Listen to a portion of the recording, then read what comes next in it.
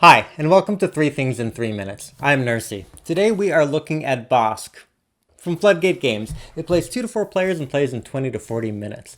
What it's about, this is a two-phase area control game in which players place trees on the board that represents a national park. During the spring phase, players place their trees in an effort to score points by having the highest value of their total trees in each row and each column. Now the placement of those trees also matters because in the autumn phase, players will then play tokens from their hands that allow them to spread a matching number of leaves from those trees in the direction of a rotating wind marker. Then the players gain points for having the most leaves in each area of the park. At the end of the game, the player with the most points from both phases wins.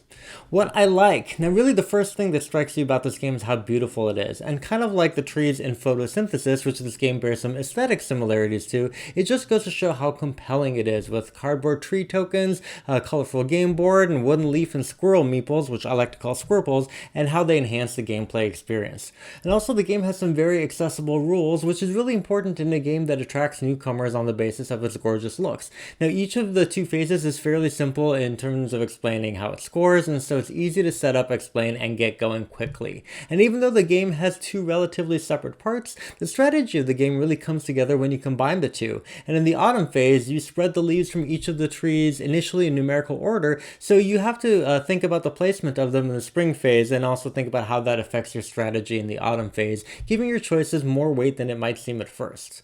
Now, points to consider. This game really comes together when you combine the two halves, but when you take each of the halves on their own, they're relatively simple. And in the spring phase, you just add the values of your trees in each row and column together to see who has the most, and in the autumn, you just check each area to see who has the most leaves on top, and that's basically it. They're very simple, well-established area control mechanics, but they're brought together really only by how well they depend on each other.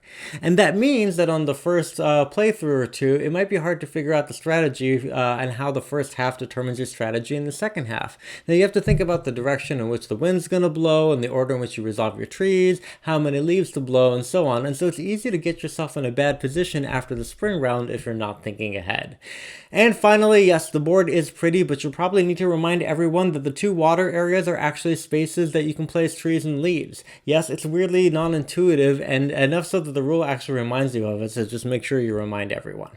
So, in summary, it's a game that creates something new out of combining two relatively simple, separate but related phases. The core of the gameplay hinges on the relationship between those two phases, which may take a few games to figure out, and the components in the board are beautiful so long as you remember the trees grow in water. Thanks so much for watching. Please make sure you like this video and subscribe to the channel. Thanks.